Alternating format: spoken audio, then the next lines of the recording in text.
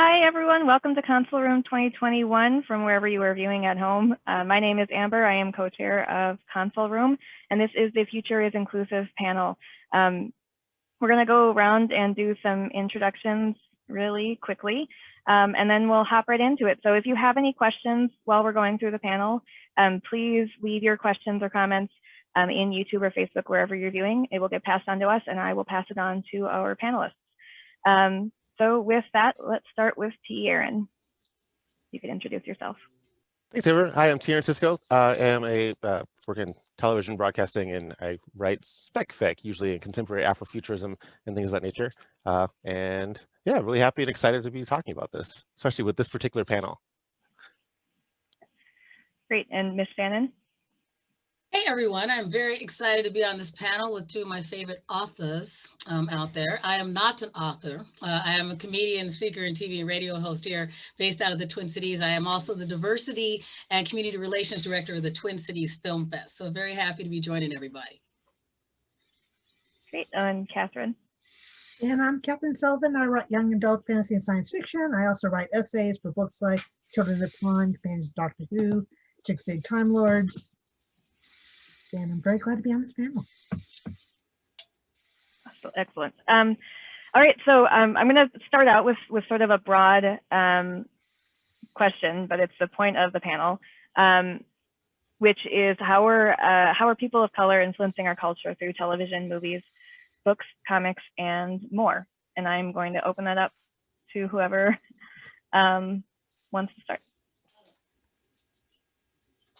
Well, I'll start. I think it's interesting, especially since I'm friends with Kathryn and Mr. Cisco, because we're all, of a certain age. And so I think that the three of us, and if you hear my son in the background, he's allowed. But I think we're all of a certain age, and we can remember where there was not a lot of content that featured us, either as people of the BIPOC community or as women. There was always just a couple of characters, and so you had to try and imagine yourself in whatever that one character was. And so now to be able to have at least a slight amount of variety and say, no, I see myself in this character in whatever Star Trek I like, or I can see myself in this fantasy book, and know that you can at least know that there are authors and creators out there that can imagine you being in that scenario, really is so much more freeing, and being able to see, especially when I'm watching all of the Netflix stuff. Hey, buddy. When I'm watching all of the Netflix stuff, and there's these new young adult programs out there that do have more diversity. And I'm like, I'm so glad that that exists, because I feel like when I was a young teen, that it didn't exist for me. So I'm glad that it, really is coming around. I completely agree with everything that Ms. Shannan said. I think there's this impact is almost like a bag of gummy bears. It's like they gave us a few, and then audiences or production companies and studios saw how audiences were reacting. They wanted more, because even if they didn't particularly fit that identity themselves, they still noticed that there's a lot of homogeny in the types of stories that were being broadcast and told, the types of films that were being produced, types of TV shows. I mean, like, tropes are tropes because they're overused. Like, they're not bad by themselves, but it's like there's only so often we see, and I'm just picking on Star Wars. I have nothing against Star Wars, but you have the rogue and the pretty boy and the slightly sassy but not threatening female character, and they just kind of take these archetypes and just, copy paste names over and over, and that gets tiresome. And it can be done well, but people want something fresh, and especially people who don't look like the traditional characters that we were given. And I mean, I say look like, I also mean in terms of literary, comic books, that kind of thing. I mean, back in the early 90s with Image Comics, when that split off, like, yes, we had Falcon, we had the limited Icon series from the DC imprint Milestone, we had Static Shock, we had a handful, like, sprinkle here and there, but even they were always kind of like, well, We got Batman, Superman, Wonder Woman. These are the big characters. We got Spider-Man, Iron Man. These are big characters. Sure, there's Luke Cage peeking around the back, this and that. They're always sort of like, you knew that they were the co-stars. They were never leading it. And then Image came, and Todd McFarlane, who's a Canadian, was like, I'm going to make this about a black soldier who comes back from the dead with all these gnarly powers. And people loved it because it was like, okay, we haven't seen this. And he was telling these perspectives and letting other writers in. It was something fresh. And then there's that nice sort of like side effect where when you see something fictionalized, you tend to internalize it and then translate that to your reality. So when you see Lando walking around and flying the Millennium Falcon, it's harder to go out and say like, well, yeah, I don't trust black people because Right. like, here's one cool black person. When you see Alice from the Resident Evil series, which is an extremely underrated film series, it's hard to say like, well, women are kind of docile and they're not as cool or hip, because here you have this badass kind of undead, enhanced, whatever Alice is in the Resident Evil, she's murdering thousands of zombies. So you have this nice effect where, you know, art imitates life, life imitates art. The more inclusion and diversity we get in film, in literature, on television, then it's easier for people to actually make that real effort to have more inclusion in their own lives. And I'm not saying you should go out and start hanging with everyone just because, like, don't tokenize, but it is nice to see those barriers breaking down. Like Black Panther, the Marvel film, was massive, $1 billion. No one was sitting there like, oh, Black Panther's a good black movie. They were like, this is an awesome movie.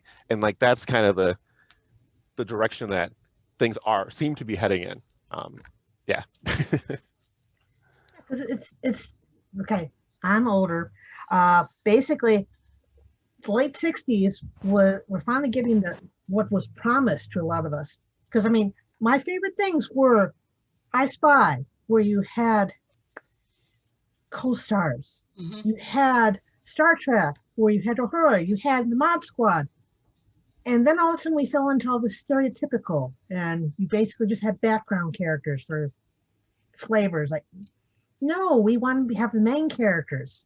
And also behind the scenes, I'm listening over and over again to the soundtrack for the latest Doctor Who episode because we've got a new composer, and I just love what he's doing with the music and getting all these different cultures interplaying into the stories. You don't get the same old Viking tropes or Irish or Germans. Like, no, give us some more story ideas. Give us some more characters. Yeah. Same old. I think. Oh, sorry, I cut you off. Nope. I think one of the things, and I see this in business, but it's I think it really impacts everywhere, where there's been a big push for inclusion and diversity, just in all fields, and I think what's the main point of that's brought up, which it feels like, because it's brought up so much, I feel like maybe some people are like, okay, whatever, it's your corporate speak or whatever, it doesn't really matter. But what's important is that the reason that we're focusing on these things is because, like you said, Kathryn, like we want to bring in all of these different voices. We are better when we have all of these different perspectives, and we are going to create better things when we have all these different perspectives. And the only way you're going to be able to do that is if you bring everybody to the table. Right. Which is what inclusion is. And I think, Amber, to your point of the way that we look at corporate America, I think that for, content creators like myself and Tier and Cisco and other people who happen to be BIPOC members who have managed to get to a certain level, I think that's part of the reason why it's so important for us to have mentees and other people, because what you find is it took so long, and we're still not always invited to the table. Don't get me wrong. I know Taylor and I are both agree on that there's lots of times where we're still kicking in doors. But because there was this disparity for so long, that we've started this, hey, we want to have inclusion, but we can't find the candidates. It's like, well, because we didn't have a pipeline, we didn't have a funnel that was created. And so it's very important that when we're building projects that we're going to give this person a shot, because so much of the current existing Rolodexes are of the same people. And so to be able to fulfill that, yeah, we want to have all these voices there. We have to give that opportunity, and we have to give people the opportunity to learn and to grow and to fail. And we're getting more of that parity, but I don't think that we're nearly there yet. There's, I talk to people and they'll say, hey, I'm on this board and these are my, some of my white heterosexual friends, that are doing the Lord's work and trying to work on this whole thing. So they're like, hey, I'm going to step down off this board because I want to make sure that there's an opportunity for somebody in the BIPOC community. I'm like, well, wait, do you have a suggestion? Do you have how you're going to help fill that space and make sure that whoever's left on the board is going to encourage somebody to fill that space? Because if you don't, then we end up taking a step back, because now not only is the person who was trying to work towards inclusion not on the board, it gets filled by somebody else, and that's not their goal.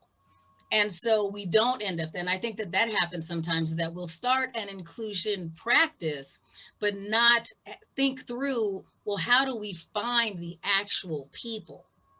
Have you tapped into a different collection of people? Are you networked in a way that you're able to find those quality candidates? Or are you in a situation where you only had one Black friend and you're afraid to go ask them if they know anybody that might be really, really good with computers? So that it just falls apart because they go, well, we said we were going to do it, but we couldn't find anybody. Yeah, Definitely. absolutely. Just piggybacking off that, I think it's the era of subtlety is kind of gone, because we found now through trial and error for decades, I mean, arguably American history for centuries, but we know, at least pop culturally speaking, for the last at least 5-6 decades, the subtlety is not an effective strategy towards true inclusion. Like, just tell a quick story. So like my first 2 books, I thought I was being clever. Like, they still star both the protagonists and majority characters are of characters of color, but I was more subtle with like the description, this and that. And then I realized I need to be more blatant, because at the time when those came out, there was a little bit of interest about, well, maybe I can adapt these for some other medium. And the few meetings I had, the names that were coming up from their ideas, again, innocuously, they weren't being malicious or anything like that, but they were not what I was looking for. They were suggesting a lot of white actors, a lot of white this, and I was like, that's fine by itself. That's not an issue, but they kind of missed the point. So then my subsequent novels, and there's a distinct change to the point that I've been asked questions about it. I go out of my way to blatantly, explicitly say, like, no, this character her parents are from Mexico. She's first generation, and she had to work hard because this is this. Now, it doesn't really impact the plot, but I just wanted to make sure, or ensure that people knew, like, okay, this is a book that is focusing on these types of characters. And so I need to adjust whatever personal biases I might have or might not have known, but this is where we're at, just to establish it. And I think the same thing happens on the bigger scale. When Marvel says, we're going to fund these films, we're going to give a development deal to these writers or these producers, and then you get a certain portion of the internet that gets very upset. Or when Disney says, we're going to cast an amazing actress to play Ariel the Little Mermaid, and then they get upset. Now, yes, a huge chunk of that upset reaction can be dismissed for what it is just being trolls and ignorant, whatever. But there is a subset, I think, that genuinely is just unaware of what they're really lashing out at. They don't know why they're upset. They just see it as like, this is a change for change's sake, not realizing the longer lasting implications of what this really small casting change means for potentially tens of millions, hundreds of millions of viewers of all colors. And that it opens up so much more than just, oh, well, now Black kids have a mermaid that looks like them. It's, oh, like, I guess I don't have to limit my scope to just, this is what this is, especially when we're talking about fictional works, because the rules of what a mermaid looks like are whatever the F you want them to be, because mermaids don't exist. No offense to anyone who's into mermaids. And the same thing with superheroes. There is rumblings about a Black Batman or a Black actor being cast as Batman. People are like, well, Bruce Wayne is white and he's not. Bruce Wayne does not exist. Right. We made him up. And so the fact that you were so unimaginative that you can't imagine that, I think that's why, and I know, Kathryn, you really focus in the young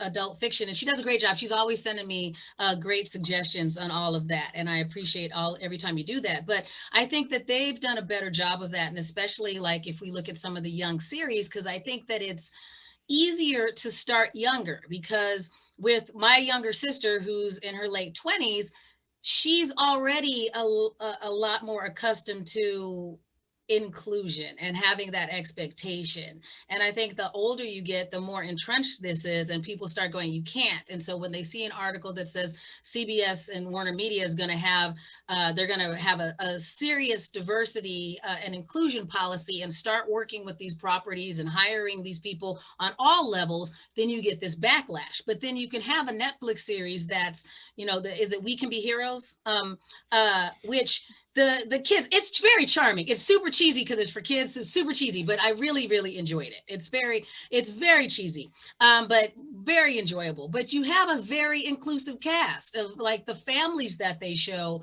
You know, there's a variety that's there. You know, when you're looking at the babysitters, Monster Hunters, babysitting club. I'm said this is wrong, but it's another one where it's a very inclusive cast, and again, very charming, very, like, you know, as a Buffy the Vampire Slayer fan, I'm like, I wish I had this, you know, babysitters monster hunting club, whatever movie that I just butchered the name of. I wish I had that when I was 11 and 12 and those things.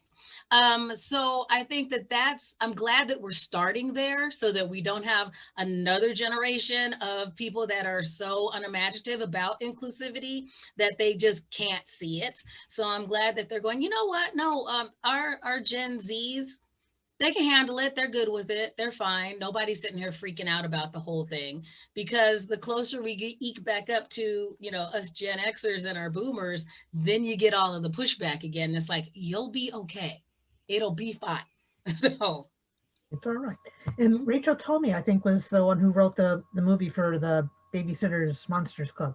And that was part of one of the reasons why Stephen Moffat got such backlash, because we kept asking them, well, we need some women writers, we need some women directors. Oh, I can't find anybody. Right. And now all of a sudden we got Rachel, we've got 2 seasons of authors of the episodes who were not white men.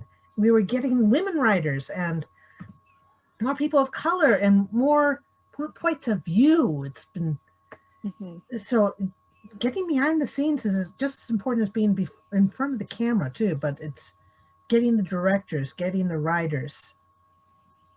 Sound effects, yes, because I'm still listening to the soundtrack.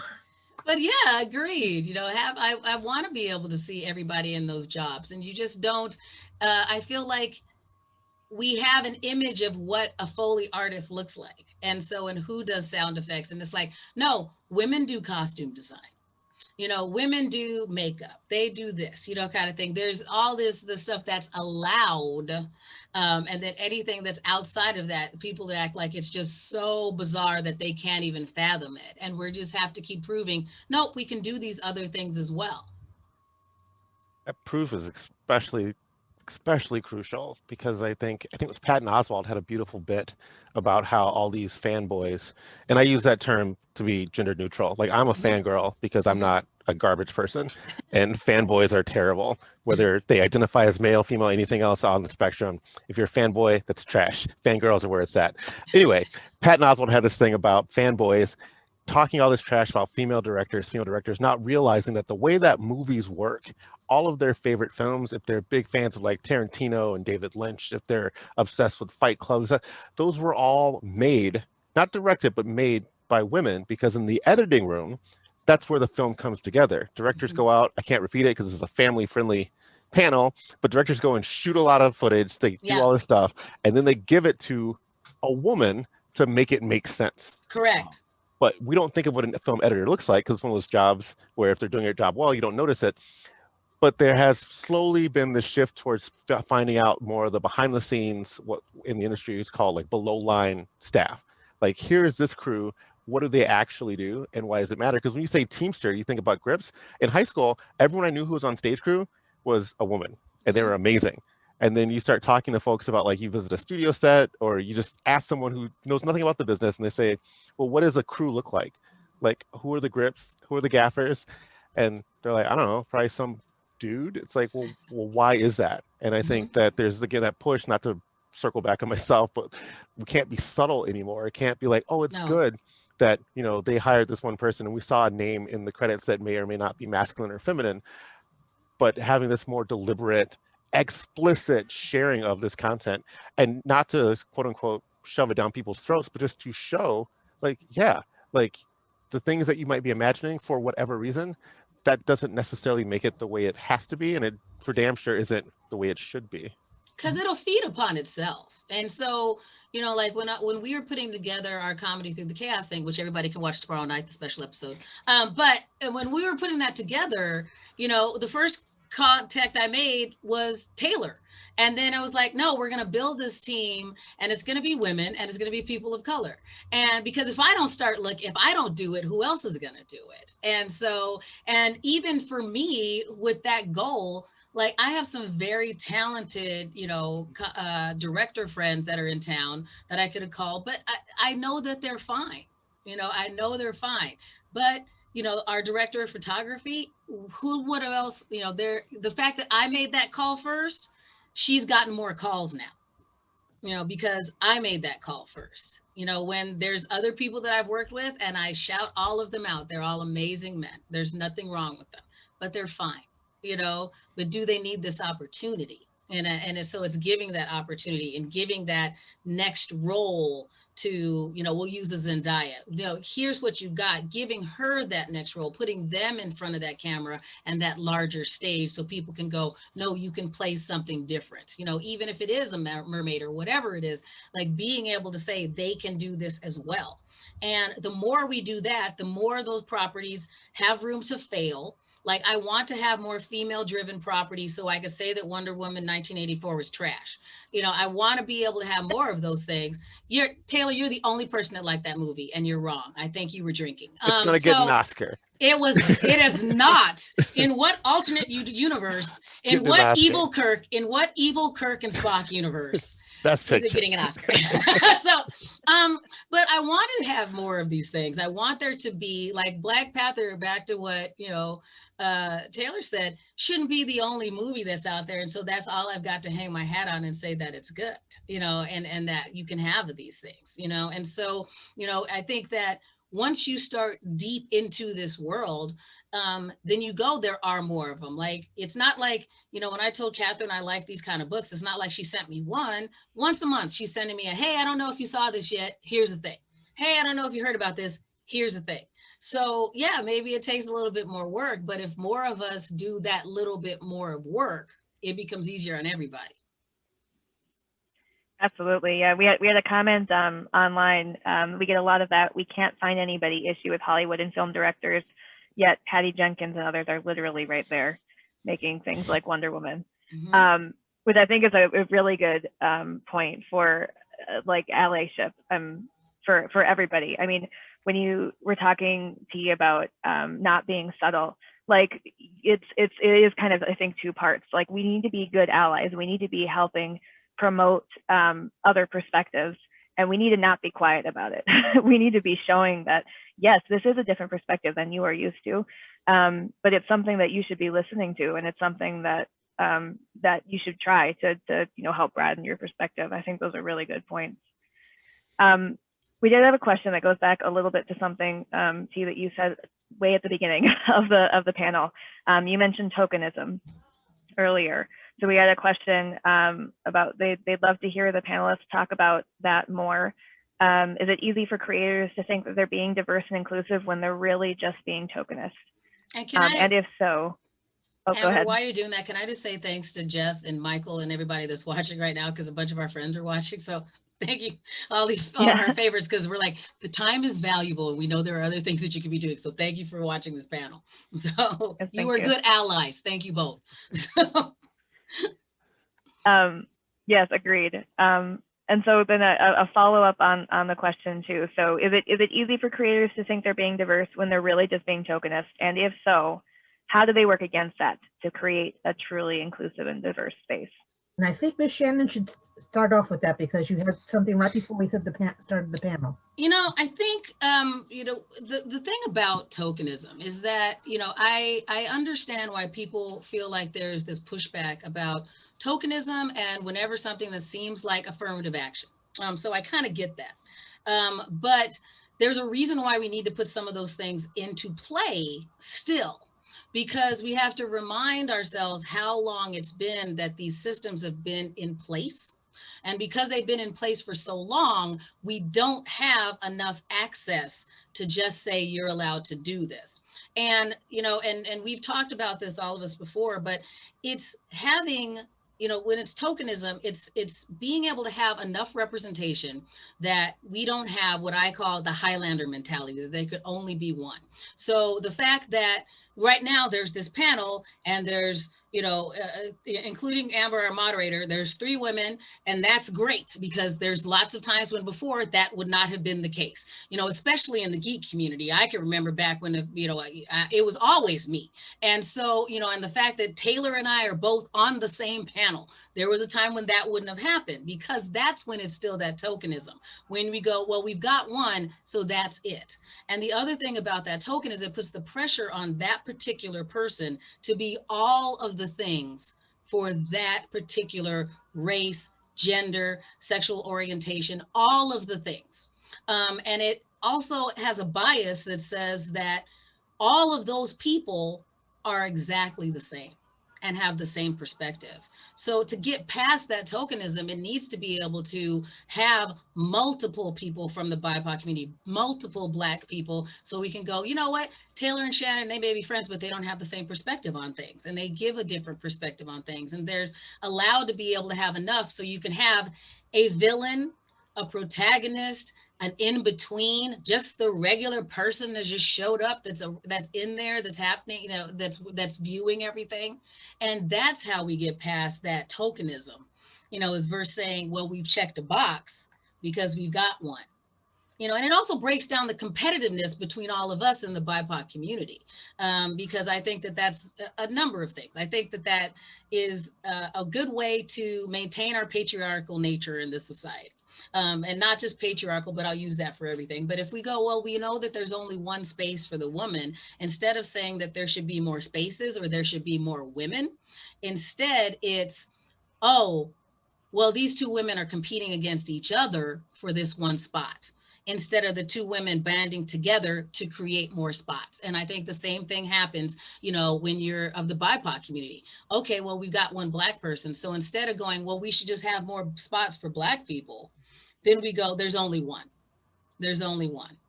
And I find that infuriating and unnecessary to, you know, I'm just a lot like Taylor said, I'm a lot less subtle about the fact that that is problematic than I used to. Because I'm like, well, you already didn't like me, so stay mad, you know, kind of thing is where I'm at my particular part of this journey. That there shouldn't have to be, okay, maybe in a particular story, we only have room for a certain number of characters. That's not what I'm saying. But there's nothing that says that you have to make everything an International Colors of Benetton ad. You know, sometimes it can band in a couple of different directions, and that's okay to have more than one, but then it's okay to have like 3 cis white guys, and then everything else is just one. And that's just what we've been accustomed to for a long time, and we don't have to put up with it anymore. No, well, I agree with everything Shannan said, which I realized also by saying that I kind of undermined the whole, the whole premise. But you already said that Wonder Woman was non-trash, yes, and I exactly. said it was. So clearly, we don't always exactly co-sign each other. We're exactly. good. I think it was easier to get away with actual tokenism as far as recently as the 90s and 2000s, but I think lately it's way harder because of the access to information, the way we can share things, of course, social media, the internet, all those things that you've heard 1,000 times. But they have this phenomenon, like I think it's harder to recognize what tokenism truly is, like this involuntary, I love this term, involuntary ambassadorship. Yeah. Because it has all these long-term repercussions. It's not just like we're going to throw the, you know, off-white character out there and that way they see him, because you can have a property like Beverly Hills 90210, the original run.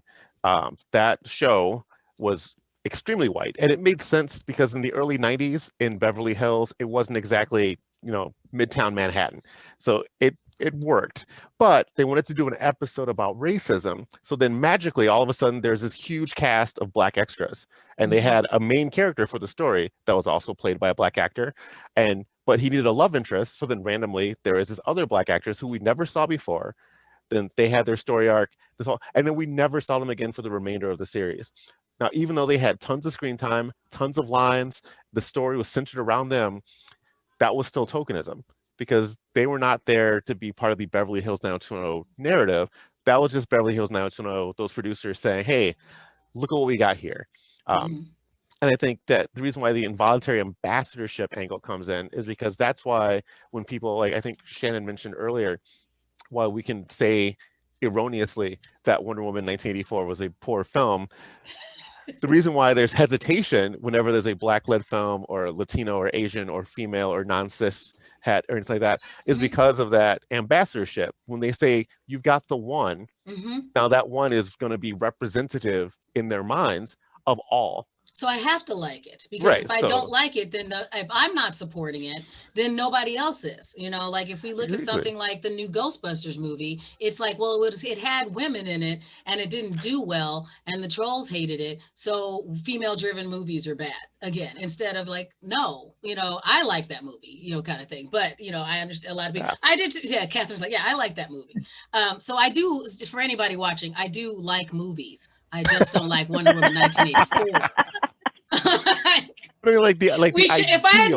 If I had known that I was going to dislike it so much, I would have made us have a panel on that, just so that Taylor and I could debate Wonder Woman 1984. That would be glorious. We'll do that in the Discord chat. Yes. We'll do that in the Discord chat. We'll just argue about that. But I mean, I think, I'm sorry, Taylor. I mean, I think it's also, you know, when we talk about, you know, tokenism, you know, somebody brought up in the chat, gay baiting or gay baiting and all those things. I think that it is frustrating, because there's a couple of reasons why I think that that continues to be problematic, because there's a couple of things where I feel like we added in a mechanism that they go, well, we fixed it, and it didn't fix it.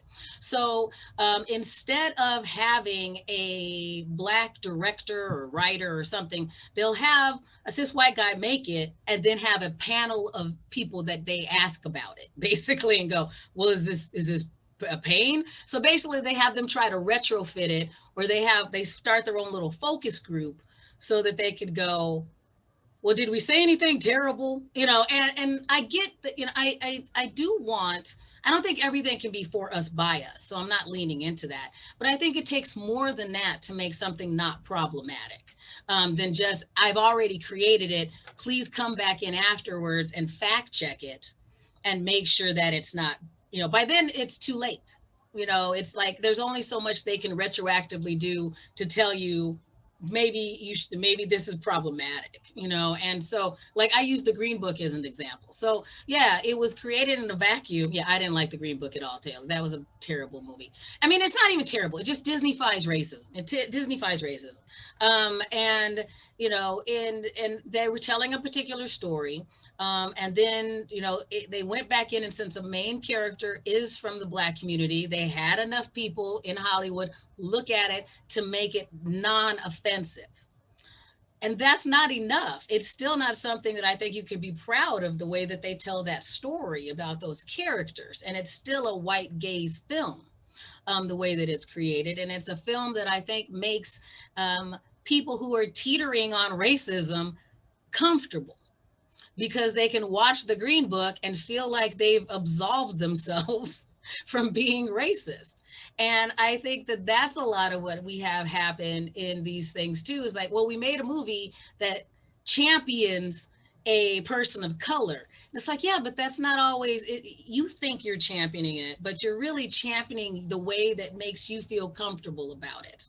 So that goes back to creating an expectation as we move forward that you can do better. You know, you can not only showcase, you know, it can't, yeah, you had Mahershala Ali in it, and he's an amazing actor, but you still managed to make this story about him, that should be about him, about all of the white people around him. So is that truly inclusive? No. It's still another, you know, it's back to almost now it's Academy Award winning tokenism as far as I'm concerned. So yeah, I think that brings up a good point about the difference between diversity and inclusion, which we brought up really briefly before the panel started, but you know, diversity is that we have all these different voices. They exist, but they're kind of existing separately. They're not being included into the conversation. And we see this there's a lot of film tropes, like the one that you brought up, Shannon, about where it is sort of like at face value, we're kind of getting there, but there isn't any depth. And I think the inclusivity is that depth and including those other voices and making them a part of the story and not just there because you felt like it and you were trying to do something good. And it is, I mean, I think it is pretty prevalent still. But I think we're also making some pretty big, we're making steps though. I think even if you look back 20 years or 10 years, some of the changes that have happened in media and pop culture, I think there's more of an awareness, and I guess I'd be interested to hear from all of you on kind of where we've gone so far. It feels to me like maybe it's picking up a little bit more, like we're making change a little bit faster. We're recognizing that we have not been including voices. Like I think the casting of The Little Mermaid helps show that. Like there's steps, there's small steps, but there's steps that I think are showing that. But I'd be kind of interested to hear from all of you some of the steps that you've seen, and like are they big enough, or should we be moving faster, and what can we do to be moving in that direction faster so that we are being more inclusive of all of these different voices and perspectives. Well, one big one that I remember seeing, and I don't watch Netflix, so I have to wait for the DVDs to come out. But I mean, Avatar: The Last Airbender, that cast was so well put together, and we're not going to count the movie. They're not going to. But I haven't seen as much of that as I would like to with it, because I mean, we've got Molly Denali on PBS. We actually have an Inuk tribe and basically having their entire culture there. So they're starting the right way by having it with the kids programs a lot more. You're getting a little bit more inclusivity. Where are they going to get into the adults? I don't know. There's hopes. But I mean, with Ms. Marvel, we're going to get the new version of Ms. Marvel finally on cartoons. Has it come out yet? Miles as Spider-Man, because I mean, Into the Spider-Verse was just right, amazing. That was perfection. Yes.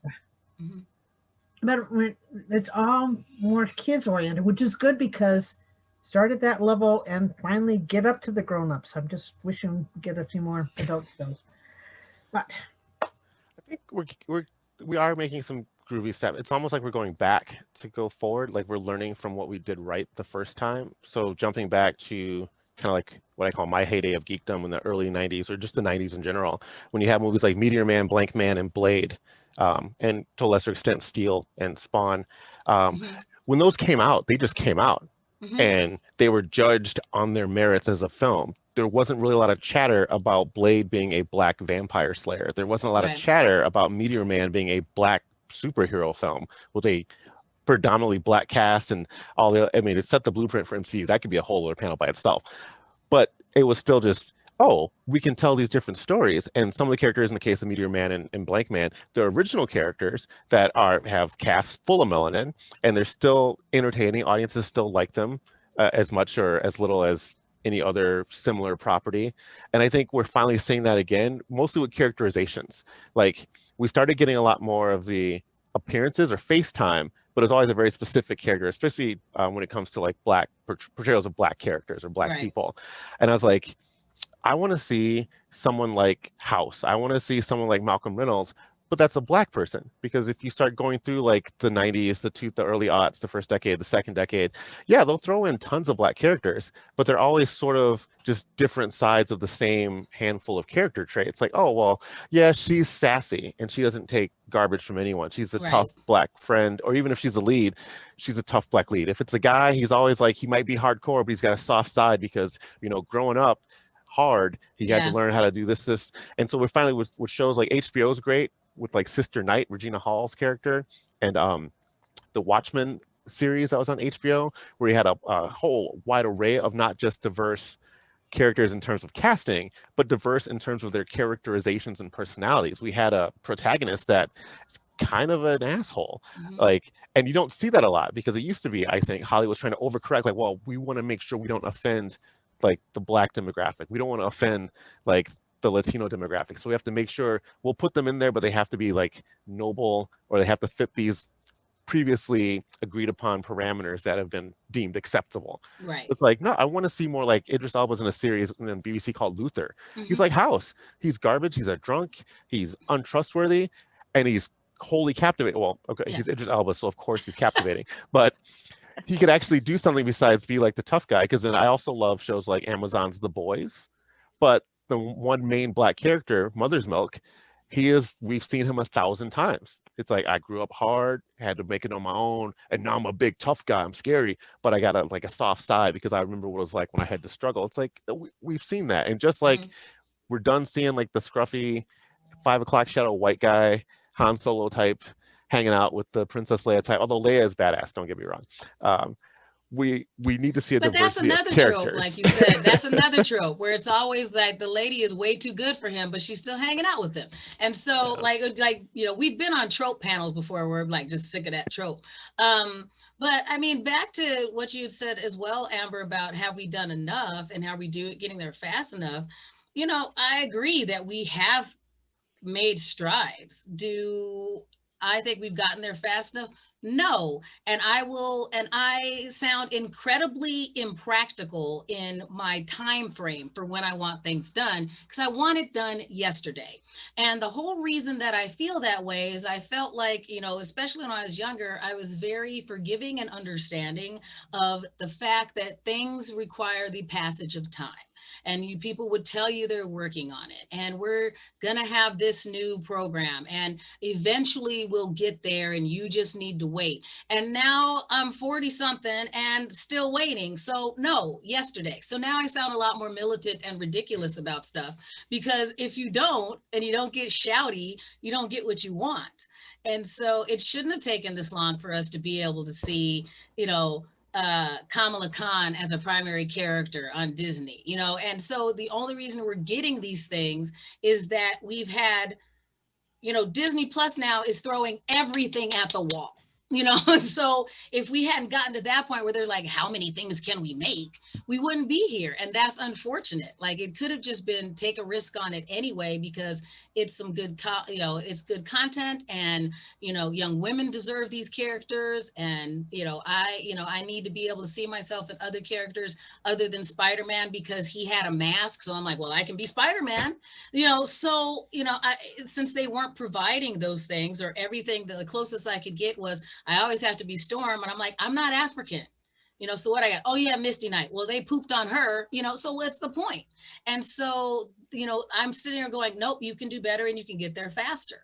So, yeah, I will stand Michael Burnham in Discovery for as long as I can, because you get to see dimensions, like Taylor said, and you get to see, sometimes they're great. Sometimes they're like, oh, I don't know if I like you anymore. But that's life. And to be able to have that much depth is encouraging. And I hope that we continue to do that for more characters. And one quick on that, Hollywood, there are a lot of bigoted, like racist, sexist, homo, and transphobic people in the industry, where there's publishing, TV and film, what have you. But the industries themselves, at least in my experience, and it might be different from what Kathryn and Ms. Shannan might have, the industry itself is not. If the biggest pet peeve, or the biggest problem I think the industry has, is that it's lazy. That's its big Achilles heel. Like, again, it is not helped that there are so many racist, sexist, homophobic people, but they're doing their thing. But the industry itself, it's mostly lazy. And I think that's why we have an opportunity now, because we have technology and mechanisms in place to be loud. If you make enough noise, Hollywood wants to give you what you ask for, because that means they can make a profit. Like, if Hollywood says, oh my God, look, an Asian paraplegic person fighting zombies just made $1 billion in this comic book series, it's got a built-in audience, you are going to see a dozen titles starring the Asian paraplegic person fighting zombies. If you say like, we want to see like Latino cowboys in space, and that makes a ton of money, or a bunch of people start clamoring for like, we want to see this, then that's what they will give them, because they really are lazy. More so than anything else. Like, I'm not saying that they're not racist and sexist. I should probably clean that up. Hollywood is definitely racist, sexist, homo, transphobic, the whole nine. But as bad as that is, they are lazier than all that combined, because they want easy money. They're saying like, all right, if this is what people want, we'll give it to them, because then they'll give us money. They're just looking for it's. Which is why we have I always think that's an interesting point when we make a point about like, this is what we know will make money. Well, sure, but you haven't given them the other thing. So how do you know that that's not going to make them money? I think when we're talking about tropes, that makes me think of tropes as like the mac and cheese comfort food of media. Like, it's not complicated. It's easy. I can throw it in there. It's probably going to be good no matter what I do to it. Like, even if some people don't like it, it's mac and cheese. Like, it's pretty good.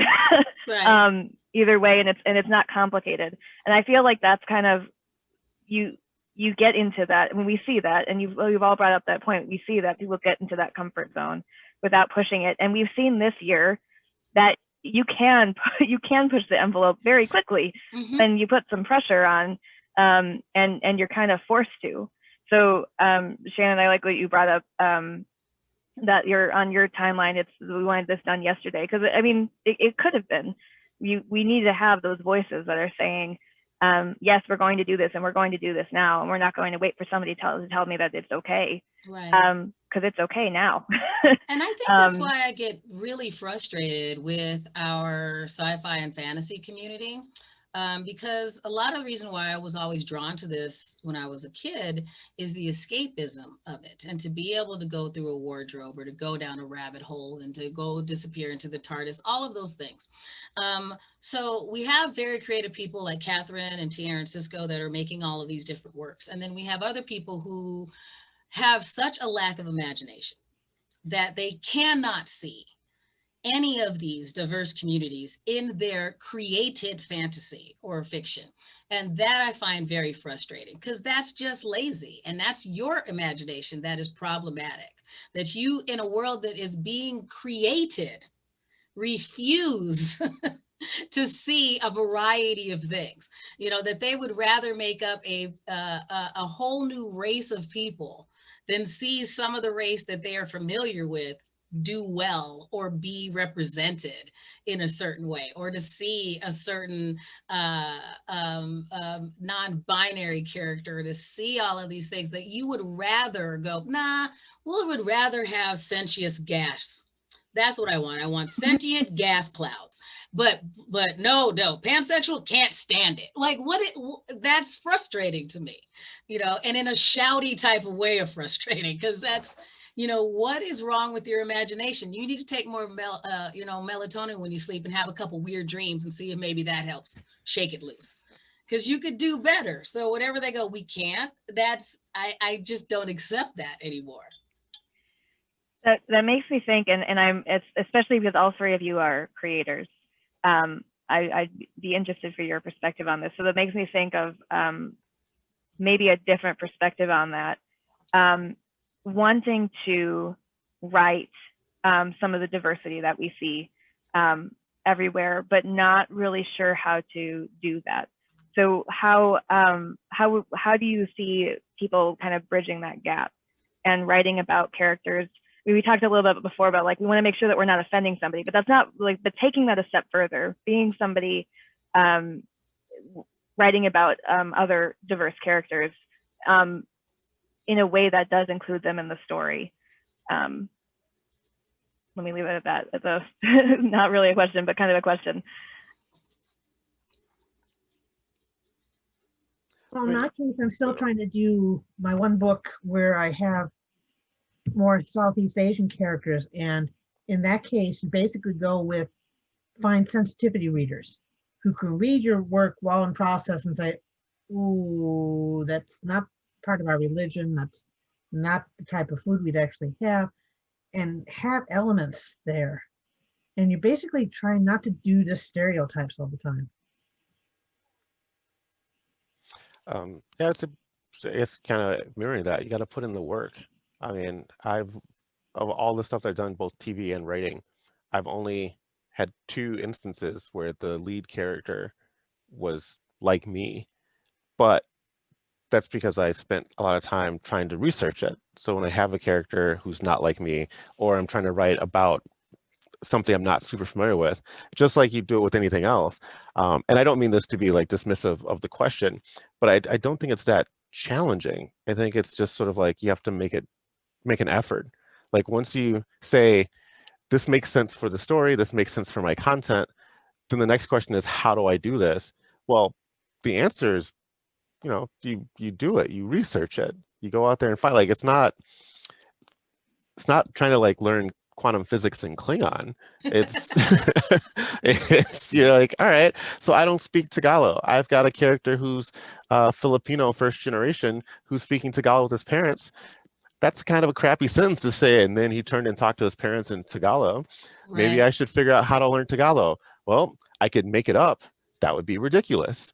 So instead, let me go talk to native speakers. Let me learn a little bit of conversational Tagalog, and what would this actually make sense? So now I can take this very tiny piece of information, apply that to intelligent questions to get a broader sense of information, and then take that in a way that's not offensive and put it out there in a way that's true to the character and true to what I was trying to do. And I think that's also the question then too, is like, going back to what we were talking about earlier, tokenism, like when you're creating content, are you trying to diversify the characters, the story, just because? Because then I would say, just don't do that. Just keep Right. writing about white kids in the suburbs. Keep doing TV shows about white kids in the city. Because it's better to do an honest trope than a disingenuous, diverse piece. Like, oh, look at all these Native American First Nations folks I got in this. But yeah, but none of this stuff actually makes sense. Like, yeah, but they're there. Like, that's garbage. Or it's like, I really think this character should be gay. Like, well, why? Right. Because then I can Why? say I have a gay character. Like, that's a terrible reason. And just maybe scrap that character, or scrap the story, or get out of creating altogether and go be an accountant. But I think, and as someone who does, I create in a different way. But a friend of mine has released a series of graphic novels called The Revolution of Cassandra. And they are about Latino women, are the 2 primary characters, but to kind of be able to work in, we'll call it the fantasy realm, he created a Latin American country. So that it could be based on, so it can be in our reality, but not in our reality. So he can do some of that and have them do things that are outside of what happens, and add in some creativity, because it's not historical fiction. It's still, we'll call it science fiction and fantasy, because it doesn't really happen in a place that we would tie back to, like Colombia or something like that. And so I think that there are ways to get around it in your exploration and still be able to use your creativity to go, here's the perspective of this culture, and that you can learn about it, but still give yourself room to go, but I don't have to be historically accurate about this particular part of it, but I can still try and be true to what I think it would be from a brown woman's perspective, and why you decide to tell that perspective, and why you want the characters to be non-white. So I think it goes back to what both Kathryn and Taylor said, that as long as you have a reason, why these characters there, then just like when we watch Pacific Rim, pick a world, set up the science and the framework of that world, and then let me understand what that world is, and I'll follow you. And the more we do that, the more I think that it opens up for everybody. For sure. Awesome. Thank you. We had a question online. How can we as consumers do our part to bring about inclusivity? You can buy Kathryn and Taylor's books. Start with that. No, you should definitely do that. But be noisy. Like we talked about subtlety. Like DC and Marvel, they weren't looking to hire Ta-Nehisi Coates and Roxane Gay, but they had enough people that were like, you should write for Black Panther, you should write for these titles, that eventually, like, well, again, because A lot of the studios, the money is lazy. They're like, well, if all these people want it, let's give it to them. And that opens the door. And it's the same thing with like independents or like lesser known non-superluminary folks like this panel. I mean, you guys are superluminal, but you know, we're not the A-list. It's the same thing. Right. If you keep saying like, we want content and we want content, people will give you content. There's so much of it. Right. And be as supportive of things that you like as you are detracting of things you don't like. Because a lot of times you'll go, oh, I hate this person, so I'm going to do a letter writing campaign and tell them they should never hire them and do all that other stuff. When you could do the same to support the people that you do like, you know, and help them with their social media followings and send them, you know, we spend so much time picking things apart. And we'll put the energy into going, here, this sucks. Let me put a bunch of tweets out about how much it sucks. But how much do you send something that just says, hey, I love this. Thanks for creating it and supporting it. And I think we have to put as much outspoken effort into the things that we enjoy and the people that we want to see do well as we do into trying to burn down. And some people deserve to get burned down. Don't get me wrong. I'm not saying that. I'm just saying that you have to put the other side and give your 5-star reviews as much as you're willing to give your 1-star reviews. Yeah, definitely. Kathryn, I don't want to cut you off if you wanted to. No, basically, answer that too. that's what they say. Because I mean, if somebody's asking some in the Constellation group about anytime somebody comes up and says, oh, do you recommend a good series? Like, okay, here's some of the authors I expect you to read, or here's a good group of children's books that you really got to try because the characters are really fantastic. So, yeah, for sure. Awesome. So I think we're in the last couple minutes of the panel, so I want to give each of you a chance to share any last thoughts on bringing inclusivity into our lives and making it more prominent, and how we can each individually do that. Maybe not necessarily as a consumer, but like what you would like to see next steps being in the next few years, moving towards an inclusion, more inclusion. And like what we can do to bring that more into our own lives as well. well, basically what they Whoever said wants to go before, buy the books, support the authors that you like to read or the shows that you want to watch. I think I'll also say, thanks to everybody that's watching, because we appreciate you being, it's not always the most comfortable. It's not always the most comfortable. So if you can get comfortable being uncomfortable, it gets easier. And so the more you can go, all right, I'm used to seeing myself reflected in this film, but I'm open to seeing someone else reflected in it. And then I will see how they relate to me. We'll all get there. I'd say keep it keep it 90s. Like back in the day, we went to the record store, you go to the bins and you found like these hidden gems. I would love to see the studio system look a little bit more like it did in the 90s and to a lesser extent the 70s, where they are opening the doors with smaller budgets, but just providing the platform for the auteurs to come and throw it out there, because they're like, we don't know what people want. Let's just throw it all, like throw the spaghetti on the wall and see what happens.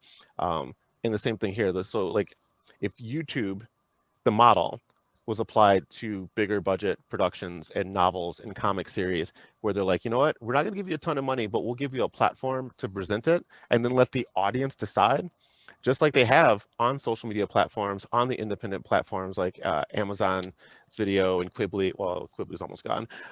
Whenever you open up, it's always like, oh my God, it looks like people actually are not afraid to watch a film that stars women, or a film that has a little bit more diversity than an LL Bean catalog in Connecticut. It's they want content, and so the platform is important, because I think the content's there, the audience is definitely there. It's that middleman position. It's like getting some mechanism to connect the two that I think will improve, especially the more we keep asking for it. Perfect. All right, with that, I think we're going to wrap up the panel. If you're currently watching this, please like the video and subscribe to our page. Console Room is happening virtually all weekend, January 15th through January 17th. You can find out everything that's happening, and there is a lot to keep you entertained this weekend by visiting our webpage, which is www.console-room.com. I hope you have a great rest of your con, a great rest of your day. Everybody.